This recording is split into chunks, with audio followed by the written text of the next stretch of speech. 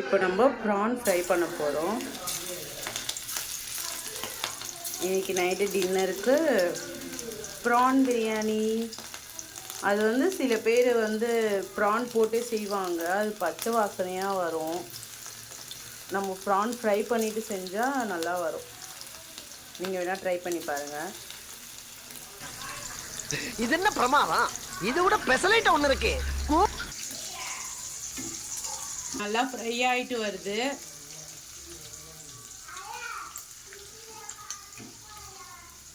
பாருங்க, இப்படி இருக்கணும். நல்லா மொர கிறிஸ்பி ப்ரான் ஃப்ரை. டடா! நல்லா வெந்து இந்த மாதிரி ஒரு ஸ்டேஜில் இருக்கிறப்போ நம்ம எடுத்து ஒரு பிளேட்டில் சர்வ் பண்ணுறோம். இப்போ நம்ம ப்ரான் போட போகிறோம்.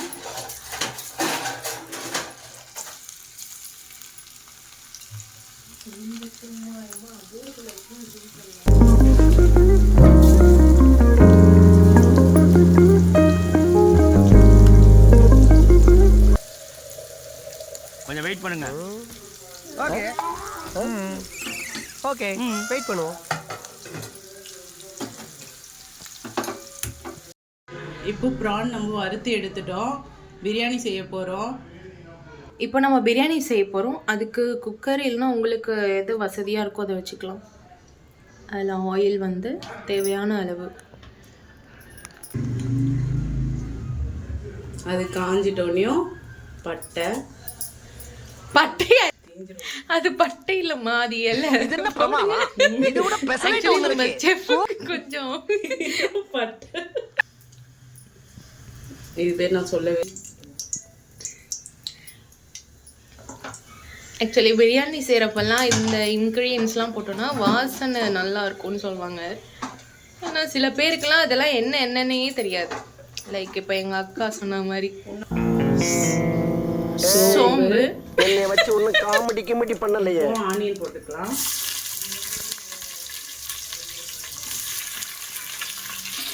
இது இப்போ வதக்கணும். வதக்கி போய் பச்சை மிளகா போடணும். ஏன்னா முன்னாடியே ஆயில் போடும் போதே பச்சை மிளகா போட்டிருக்கலாம், தெளிக்கும். அதனால ஆனியன் போட்ட அப்புறம் பச்சை மிளகா போடலாம். இப்போ நம்ம இஞ்சி பூண்டு பேஸ்ட்டு போட்டுடலாம். வீட்டில் அரைச்ச சுத்தமான இஞ்சி பேஸ்ட். ஏன்னா நம்ம இந்த மாதிரி அரவை கடை இருக்கும் போதே போட்டுடலாம். ஏன்னா நம்ம வந்து குக்கரில் தானே செய்கிறோம். இந்த மாதிரி அடி பிடிக்காம இருக்கணும். ஆனால் ரொம்ப தெளிக்கும். கொஞ்சம் பார்த்து போட்டுடலாம்.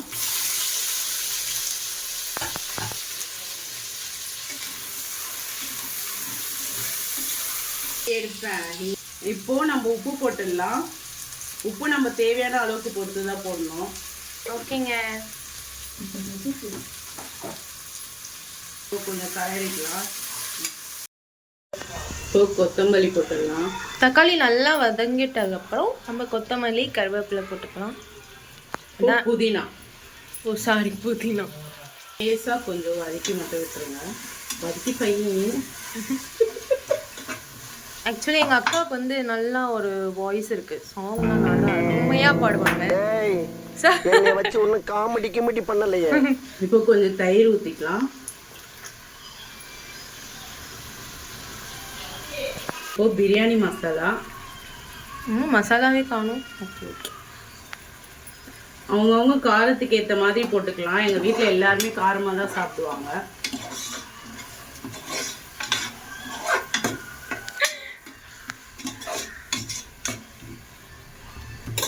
இப்போ நம்ம சொல்லியாச்சுங்க.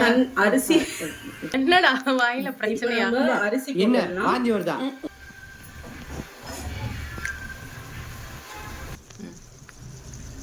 இப்போ அரிசி போட்டுடலாம்.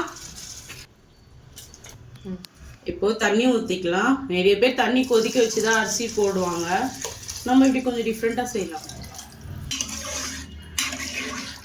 காரம் எல்லாமே கரெக்டாக இருக்குது.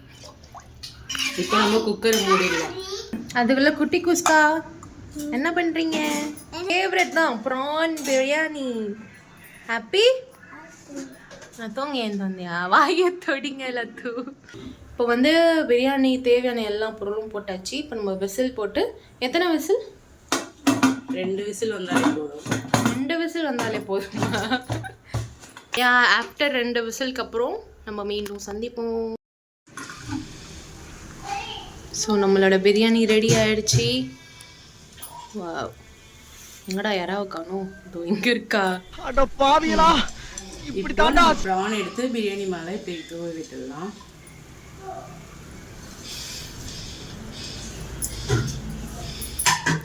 இது ஒரு கலர்லாம்.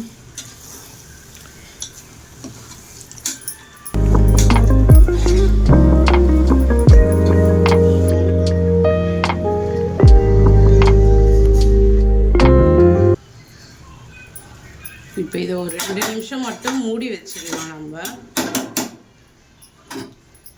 இப்போ 2 நிமிஷம் கழிச்சு மட்டும்